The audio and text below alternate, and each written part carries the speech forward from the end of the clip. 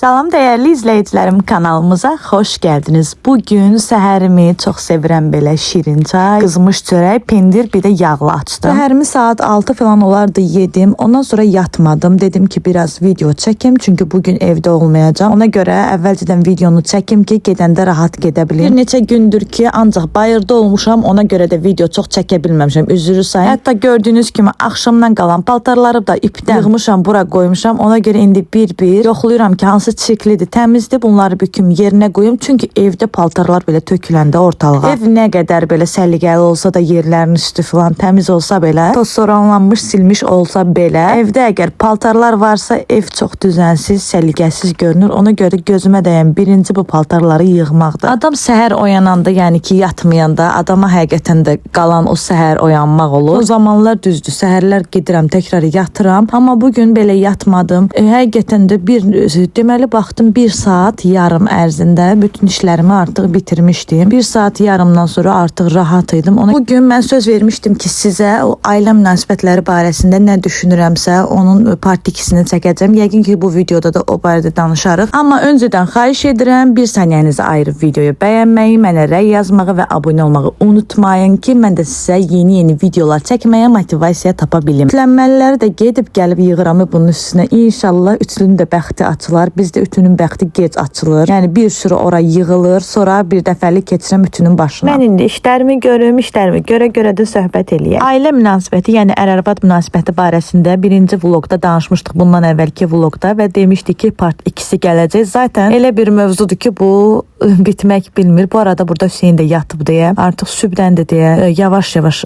otağına girirəm ki oyanmasın. Həm oyanmağı mənim işimə gəlməz. Uşaq oyananda bölünür iş. O qədər şey istəyir ki, həm də ki özü yaxşı, rahat yata bilsin deyə, ona görə də yavaş iş görürəm. Ailə münasibətləri barəsində hansı ki əsaslar vardı. 1-2 dənə əvvəldə danışmışdıq. İndi istəyirəm ki davamında olan hansı ki fikirlərim var, onları deyim. Yəni əsaslardan biri odur ki, ən əsaslardan biri odur ki, deyərdim ki bir-birini günahlandırmamaq. Bu çox ailədə söz söhbətə səbəb olan, soyuqluğa səbəb olan bir şeydir. Yəni bir hadisə baş verdi. Tutalım bir qadın bir şey elədi və yaxud kişi bir şey elədi. Biz özümüzə asan da olsun deyə anında başlayırıq qarşı tərəfi günahlandırmağa. Sən bunu elədin deyə belə oldu, sən bunu etdin deyə bu oldu. Demək həm asan gəlir, işimizə yarayır bu bizim. Amma ki bu ailədə soyuqluq yaradan bir şeydir. Hətta bununla bağlı bir əhvalat var, onu eşitmişəm. Bir dənə ər-arvad olur, bir-birlərinə çox soyuq olurlar, araları çox pis olur, həmişə bir-birinə dalaşırlar və həmən fikirləşir ki, bu elə bir onun tanışı olan hansı ki qonşu evdə bir-birinə can deyib can eşidən illərin mehriban cütlüyü olur və bir gün qərar alır ki, onların pəncərəsinin qabağında dayansın, başa düşməyə çalışsın ki, o evdə nə baş verir ki, bu cütlüklər bu dərəcədə mehribandır. Yadımda qalan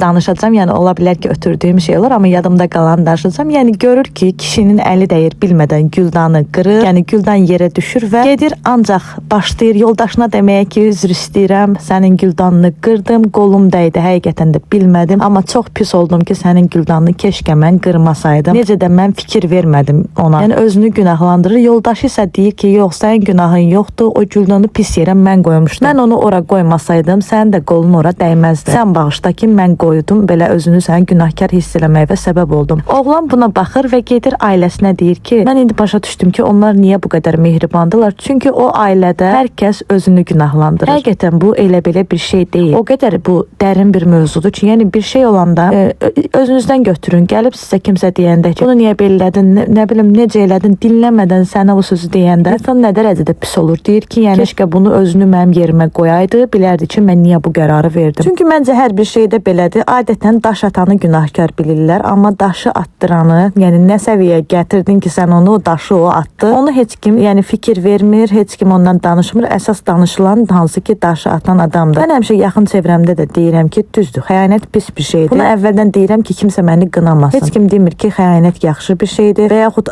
tez ağzımdan vuranlar olur ki, nə olur olsun bu xəyanət səbəb deyil. Təbii ki, mən bununla razıyam. Hətta illərdir uşaqlığımızdan eşitdiyimiz bir aforizmdə var ki, xəyanət xarakter formasıdır, ruh halı deyil. Əslində həqiqətən belədir, amma bəzən reallığa baxmaq lazımdır. Çünki biz ətdən sümükdən varlıqlarıq. Kişinin xəyanəti bəzən biz başa düşürük, biz qəbul eləyirik ki, heç bir səbəb sənin xəyanət eləməyinə səbəb deyildi. Sənin üçün mən deyirik, saçımı süpürgə eləmişəm, uşaqlara baxmışam, min fədakarlıq eləmişəm, sən gedib xəyanət elədin. Amma bu ətdən sümükdən bir varlıq. Zaten o qədər ideal olsaydıq, bir imam peyğəmbər seçilərdi. Ona görə də mən bəzən deyirəm ki, lap qınansam da deyirəm ki, xəyanət eləyənə də baxanda, xəyanət elətdirənə də baxın. Yəni onu o yola sövq eləyənə də baxın. Bəzən qadın o qədər dırdır olur ki, biz elə başa düşürük ki, çünki o Hacı Ramil danışanda çox xoşum gəlir. Deyir ki, qadın elə bir varlıqdır ki, danışanda rahatlaşır. Hansı ki, kişi evə gəlir, başlayır qadın bütün günü danışmağa ki, bu problem vardı, bu vardı, bu vardı, bu vardı. O əslində istəmir kişi o problemlərin hamısını həll eləsin. O onu demək istəmir, amma kişi problem həll eləyən varlıq olduğu üçün qadın o problemləri saylayanda kişi elə başa düşür ki, qadın deyir ki, bu problemi həll elə və artıq o problemlər ona çox gəlir. Onun hamısını gücü çatmır da həmən vaxt həll eləməyə və ona görə dinləmir. Dinləməyəndə də qadınla kişinin arasında söz söhbət düşür ki, sən məni dinləmirsən, sözümü ağzımda qoyursan. Kişinin yaradılışı ilə qadının yaradılışı çox fərqlidir ya, ona görə bir-birini belə anlaşılmamazlıq olur və yaxud yenə deyirəm, baxımsızlıq eləyir, özünə baxmır və yaxud deyinir və yaxud nəsə ailədə bir problemlər falan. Kişini o qədər bezdirir ki, kişi evə gələndə huzur tapmır, artıq istəyir ki, çıxsın gəlsin. Təbii ki, kişi də çox şey eləyir. Mən indilərlə danışmıram, buna xanımlar baxır deyə. Mən çox xanımlar, çünki keçən dəfə də nə qədər xanım yazmışdı ki, yoldaşımla belə soyuq, mənlə danışmır, eləmir. Orada da mən yazdım ki, yəni bu adam sizlə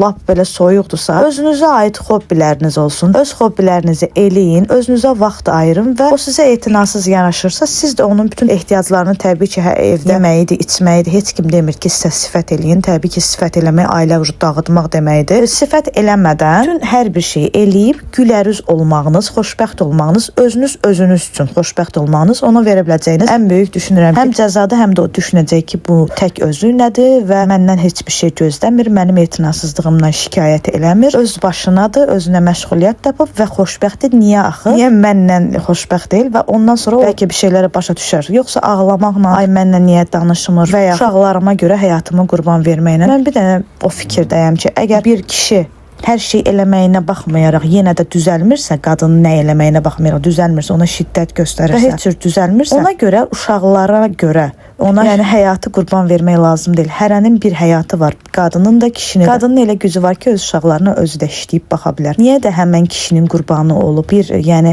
o dərəcədə öz həyatımızı məhv eləyib ondan qalmaq lazım deyil. Ayrılmaq lazımdır. Belə hallarda mən ayrılmağa o qədər gözəl baxıram. Ayrıla bilməmək məncə zəiflikdir. Yenə deyirəm, ailə üçün hər bir şey etdikdən sonra hər bir şey əziyyət edirsiniz və görürsünüz ki, artıq düzəlmir. Bu adamın düzələsi bir şey deyil. Elə qadınlar var, deyir ki, oğlum evləndirim ki, düzəlsin. Əgər onu 30 yaşına qədər düzəldə bilməmsənsə, niyə axıb cəmaatın balasını vədvəxt eləyirsən ki, kimsə gəlsin, həmən qız bunu düzəltsin, bunu adam eləsin. O qız da onu düzəldə bilmir, olan uşaqları olur. Adamın ürəyi doludur bu məsələlərdə. Bunda isə bir zaman gələcək, uşağa deyəcəksən ki, sənə görə dözdüm, qaldım. Uşaq da qayıdıb deyəcək ki, ana, keşkə dözüb qalmasaydım, məni elə şiddətli ailədə psixoloji problemlərim ola böyütdü. Yəni belə bir şey də var. Buranı qısa kəsirəm. Əsas dediyim kimi bir xəyanət olanda da və yaxud bir şey olanda da birinci düşünürəm ki, qadın özü də düşünməlidir, özünə də sual verməlidir. Nə səbəbə oldu ki, bu adam bunu elədi? Çünki nəyə görə? Çox vaxt baxın, kişinin xəyanət elədiyi qadın öz evindəki qadından çirkin olur. Deməli, burada məsələ gözəllik məsələsi deyil, rahatlıq məsələsidir. Sən hansı ki, ola bilsin ki, onu bir kişi olaraq aşağılamısan və yaxud o sənin yanında adi bir şeydən gedir söhbət ki, məsələn, aşağı hiss eləyib, özünü sən daha ağıllı özünü aparmısan, heç ondan kömək də istəməmsən, bəzi şeylərdə məsləhətləşmək lazımdır. O qədər özünü məsələn ağıllı aparıb heç məsləhətləşməmsən də, o artıq sənin yanında özünü gərəksiz hiss eləyib, bu da xəyanətə səbəb olacaq bir şeydir. Yəni digər xanım isə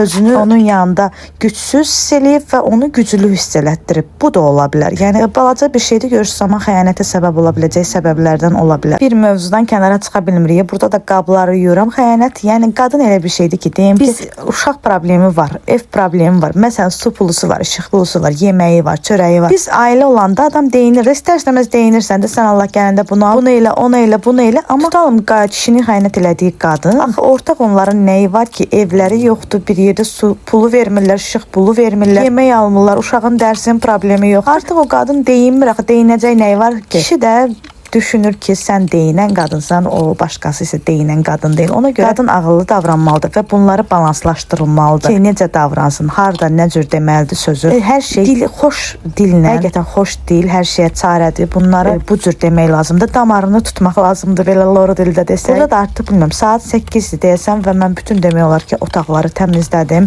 Qablara qədər hamısını yumuşam. Görün, səhər durmaq adamı nə dərəcədə yaxşı təsir eləyir. Vaxtım qurtarmamış keçək ayrı bir məsələyə danışmaq istədiyim, hansı ki, yoldaş qoymaq bacısıyla, anasıyla öz aranda. Mən bunu həm özüm üçün deyirəm, həm digər belə kişi üçün də deyirəm ki, yəni əgər bir adam sevdiyi adamı anasıyla öz arasında, atasıyla öz arasında qoyursa, elə adam sevməsin ümumiyyətlə. Çünki insan, indi kişidən danışdıqda heç özümdən danışmıram. Bax, gəlir evə gələndən sonra görür ki, ana şikayət eləyir, ana sifət eləyir. Bir tərəfə keçir, qız otağa girən kimi qız başlayır ki, sənin maman belə elədi, sənin bacın belə elədi. Bu adam neynəsin? Bu adamın bir tərəfdə onu dünyaya gətirən anası nə düşünür? Belə qızlar nə düşünür? Düşünür ki, onu dünyaya gətirən anasını atatsın və yaxud ona pis sözlər desin. Elə bir kişi onun nəyinə lazımdır? Əgər bir kişi öz anasına qarşı pisdirsə, 100% əmin olun ki, sizə qarşı da zamanında pis olacaq. Çünki bir kişi anasına qarşı nə qədər yaxşıdırsa, sizə qarşı da o qədər yaxşıdır. Yəni nə mənada yaxşıdır, o qədər sahiblənicidir. Ola bilər indi deyirsiniz ki, bəs anası doldurur onu. Anası doldursa da siz ola bilər ki, hər nəsə şikayətiniz varsa bildirin. Demirəm tamamilə deyin ki, sənin maman mələkdir, sənin maman mənə heç eləmir. O cür yox. Şikayət varsa eləmək olar, amma yerində. Ay bütün günü getsən onun mamasından şikayət elə, bacısından şikayət elə. Bu pis şeydir. Bu oğlanı sevdiklərinin arasında çıxılmaz vəziyyətdə arasında qoymaq deməkdir və bu insanı ən çox yoran şeydir.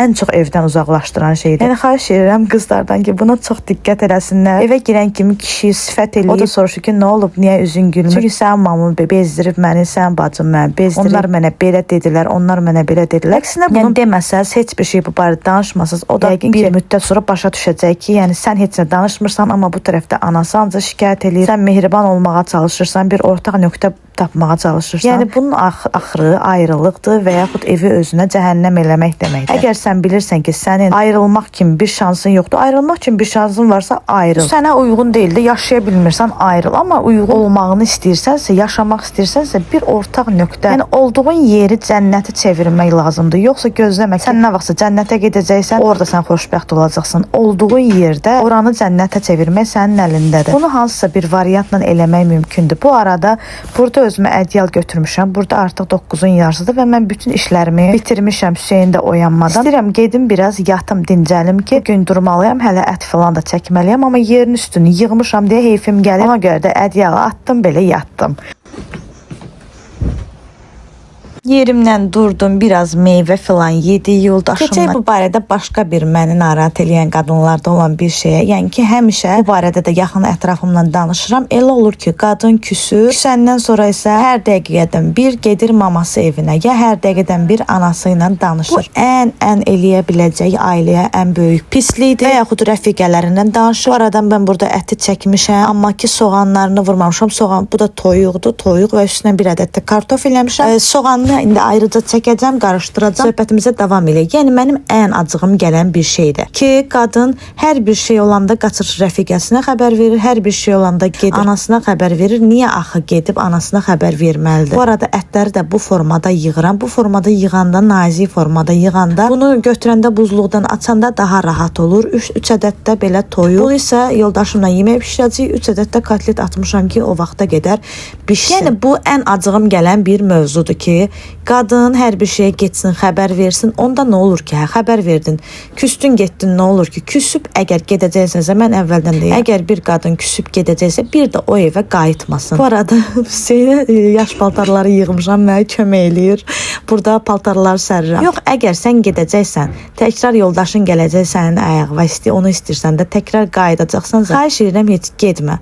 Yəni qadın məncə bir dəfə çıxmalıdır, qürurlu şəkildə evdən bir dəfə çıxmalıdır və ondan sonra əsla ora qayıtmamalıdır. Yoxsa 2 dəqiqədən bir küs get, təkrar qayıt. Həqiqətən də o Nadir Qafarzadənin bir dənə sözü var. Xoşum gəlib o sözündən. Deyir ki, sən gedəndə sənin qiymətin 200 manat idisə, qaydanda artıq sənin qiymətin olur 100 manat. O qədər gözəl sözdür ki, bu arada indi çıxacağam, hər yeri səliqəli qoydum. Bütün evlərin hamısını səliqəli qoymuşam. Elə xoşum gəlir ki, belə çıxanda hətta meyvələrə qədər yudum stolun üstünə qoydum ki, gələndə sərin evə girək, rahatlıq olsun. Söhbətimi tamamlaya bilmirəm, bir türlü araya kadrlar girir. Yəni ki, sən tutalım ki, getdin dedin anana, hə. Sabah birisi günə hamı bildi, nəsildə hamı bildi ki, siz dalaşmısınız, küsmüsünüz, sənin yoldaşındır, sən zaten barışacaqsan. Amma sənin onun haqqında dediyin sözləri heç vaxt heç kim unutmayacaq və ona belə pis gözlə baxacaqlar ki, bu belədir, elədir. Çıxırdım, yadım olmuşkən deyim, çünki bunu sizə təriflədim, birdən gedib alarsınız. Heç bəyənmədim. Nə saxlamağını, nə də ki, çox şirindir, ürəyim bulanır. Elə bu əvvəlki. Bu özdə ucuzdur. Bu 3 manat neçə qəpikdir, amma elə qəşəkdir ki, yəni yenə də bundan alacağım. Bu 6 manat neçə qəpikdir, amma çox şirindir, ürəyim bulanır bunun ilə. Bu arada 15-20 dəqiqə ərzində hazırlaşdım. Çıxırıq, gedirik Çəmbər kənd parkına. Nə vaxt ora getmək istirdim. Qismət bu günəymiş. Çox gözəl parkdır. Yəni gəlmək istəyənlərə tövsiyə eləyirəm ki, gələsiz bu parka. Xalam qızın əslində bu gün ad günüdür. Çox ağıllı bir fikir eləyib. Normalda biz ad günündə çoxlu qablar yığılır, yeməklər tökülür. Ad gün eləyən, məsələn, mənim ad günümdür. Mən o ad günün dadını çıxarda bilmirəm. Çünki heç kimlə zaten otura bilmirəm. Bütün günü yemək bişir bir gün əvvəldən. Ev təmizdəki qonağın gələcək yemək bişir. Qonaqlar gələndə də onlara yemək, qabları yu. Qonaqlar gedəndən sonra da bir gün o tökülənləri yığışdır. Bir gün nədir? Hətta bir həftə onun izləri qalır. Ondan sonra gəldik bura. Hansı ki tort almışdılar. Çay filan sifariş verdik. Bu kafedə oturduq. Bunu niyə çəkmişəm? Burada şikayət eləyirdik ki, özümüzə. Burada bir ədəd də olsa Azərbaycan dilində heç bir sözü yoxdur. Bütün menyu hamısı ingilis dilindədir. Xalam oğlu ilə gülürük ki, şikayət eləyirik ki, niyə axı biz bura Azərbaycandır, niyə axı burada biz bir ədəd də olsa Azərbaycan dilində bir şey tapmadıq. Axır ki, ad günü belə maraqlı keçirdik. Həqiqətən də çox yaxşıdır. Heç bir şey tökülmədi. O da rahat ad günün dadını çıxar. Uşaqlar da parkda burada oynadılar deyə çox gözəl əyləndik. Tövsiyə edirəm ki, belə eləyəsiniz ad günü. Bu planda isə bütün uşaqlara popcorn aldıq. 4 dənə belə ice latte aldıq. Dondurmalar aldıq. Bilmirəm, səhv etmirəmsə 8 çaynik azı biz çay içdik. Yanında limonu olsun, qəndi olsun, hamısı birlikdə biz ödədik sadəcə 90 manat. Yəni düşünürəm ki, hələ çayı falan çox içdik. Ona baxmayaraq qiymətlər uyğun idi. Mənzərəsi isə ona söz ola bilməz. Gördüyünüz kimi mənzərəsi çox gözəldir. Burada isə istəyirəm artıq videonu sonlandırım. Təşəkkür edirəm ki, videomu izləyirsiniz. Sonda isə yaza bilərsiniz ki, gələn dəfəki mövzumuz nə olsun. Düzdür, burada ürəklə danışa bilmədim, yenə çatdıra bilmədim, yenə də yazın. Sağ olun, salamat qalın.